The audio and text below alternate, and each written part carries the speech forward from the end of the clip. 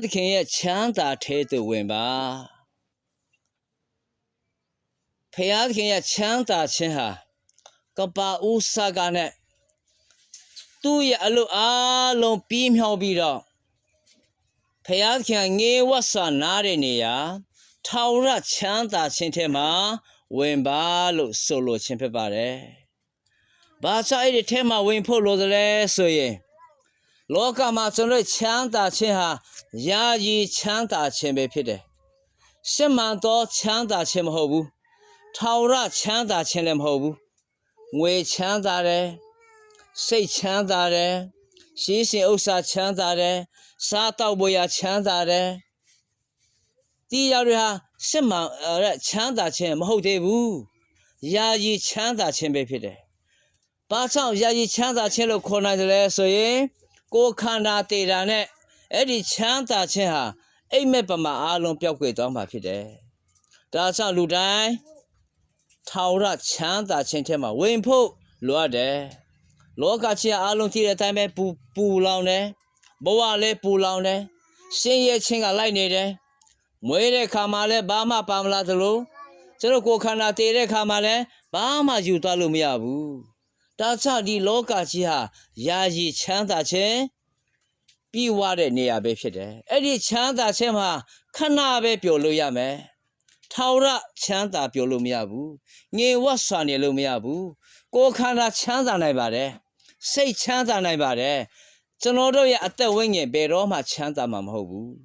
။လူဟာမွေးတဲ့အခါမှာအပြစ်နဲ့တည်ခြင်းပါလာတယ်။ဒါကြောင့်ဖခင်ကိုမုန်းတီးခြင်းနဲ့သက်ရှင်တယ်။လောကကိုချစ်ခြင်းနဲ့သက်ရှင်တယ်။ကိုယ့်ရဲ့ကိုယ်ခန္ဓာစိတ်အလိုလိုက်ခြင်းနဲ့သက်ရှင်တယ်။ဝိညာဉ်အလိုလိုက်ခြင်းနဲ့သက်မရှင်ဘူး။ဒါကြောင့်ထာဝရချမ်းသာလည်းမရဘူး။ပြီးတော့အပြည့်အခတည်ခြင်းကိုယ်ခန္ဓာတည်တာနဲ့မပြီးသေးဘူး။တမလုံးဘဝမှာလည်းထာဝရဆင်းရဲဒုက္ခပေးမှာ။အဲ့ဒီမှာတော့မျောလင့်ချက်တစ်ခုမှမရှိတော့ဘူး။ဒါကြောင့်လောကမှာသက်ရှင်ခြင်းဟာထာဝရချမ်းသာခြင်းတဲ့ဝင်ဖို့ရာအခွင့်အရေးဖြစ်ပါတယ်။ဒီနေ့မွေးနေ့ရှင်လဲလောကမှာမွေးဖွားလာတာထာဝရချမ်းသာခြင်းမှာဝင်ဖို့ရာမွေးဖွားလာခြင်းဖြစ်တယ်။ကျွန်တော်တို့အားလုံးလဲထာဝရချမ်းသာခြင်းထဲမှာဝင်ဖို့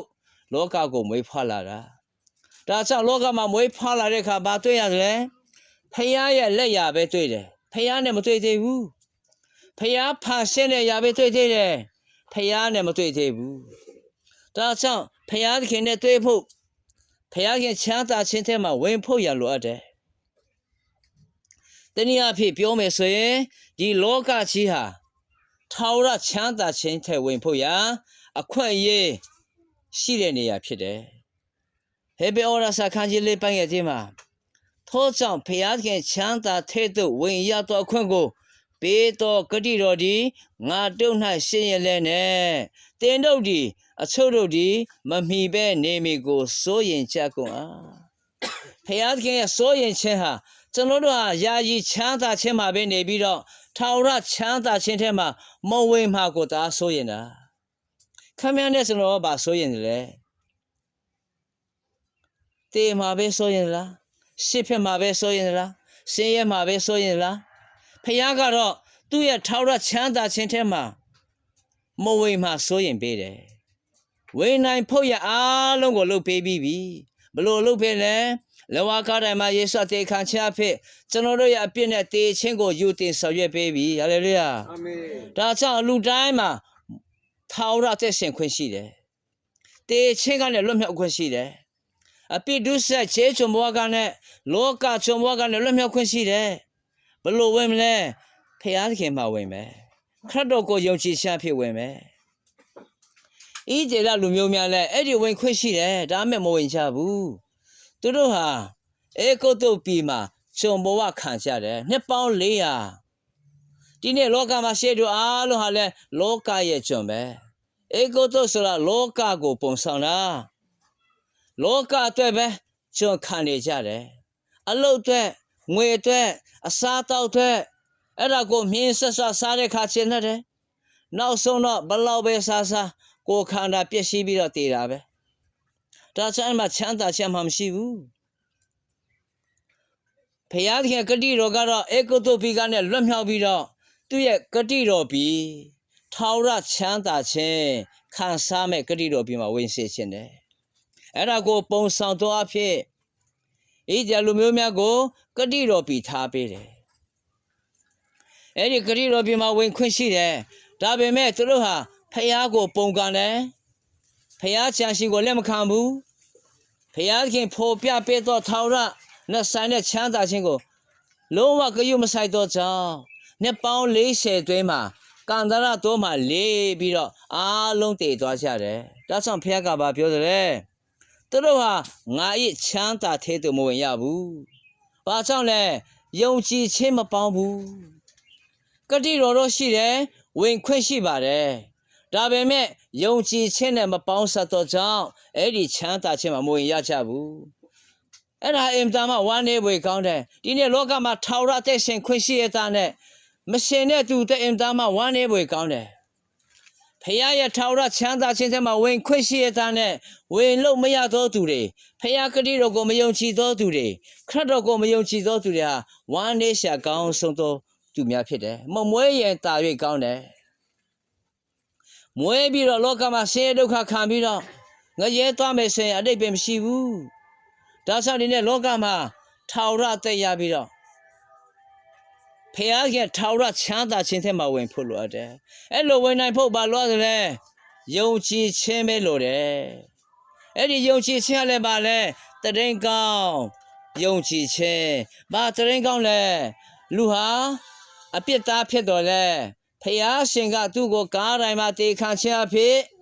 ရွေးနှုတ်ကြတင်ပြီးခရစ်တော်ကိုယ်တိုင်တေခြင်းကလည်းရှင်ပြန်ထမ်းမြောက်ခြင်းအဖြစ်ထာဝရချမ်းသာခြင်းထဲသို့ဝင်ရတော်ခွင့်ရရှိပြီအဲ့ဒီတရင်ကောင်းကိုယုံကြည်သောသူအလုံးဖခင်ရဲ့ချမ်းသာခြင်းထဲမှာဝင်ရတယ်ဟာလေလုယာဒါဆိုဒီနေ့ဖခင်သခင်ကိုကျွန်တော်ယုံကြည်ခြင်းအဖြစ်ဝင်ခွင့်ရှိတယ်အောက်မှာဆက်ဖတ်ရင်ပါပြောတယ်တယောက်နဲ့တယောက်အဲ့ဒါကိုတိုက်တွန်းချပါကိုမိသားစုကိုတိုက်တွန်းပါလောကဟာ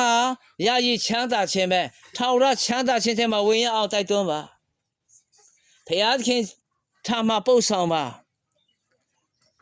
ကျွန်တော်ဟာလောကမှာအပြစ်သားတယောက်ပဲဖြစ်တယ်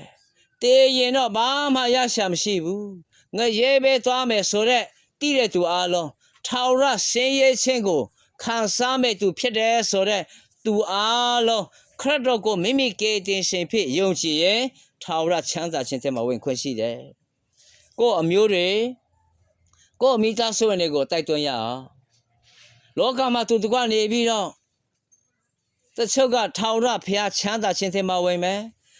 တချို့ကတော့စာတမန်နဲ့ထာဝရဆင်းရဲခြင်းထဲမှာဝင်မယ်ဆိုရင်ဘလောက်ဝမ်းနည်းရှာကောင်းမလဲဒါကြောင့်ဒီနေ့ဇေယောက်နဲ့တယောက်ချမ်းသာခြင်းထဲမှာဝင်ဖို့တိုက်တွန်းရအောင်ဒါရှင်ဘလို့နေမလဲ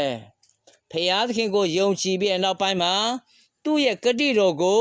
ယုံကြည်ခြင်းနဲ့အမြဲတမ်းဆောင်ရွက်ဖို့ဖြစ်တယ်လောကမှာသိရှင်တဲ့အခါမှာလဲဖခင်သခင်ကိုပဲမျှော်လင့်တယ်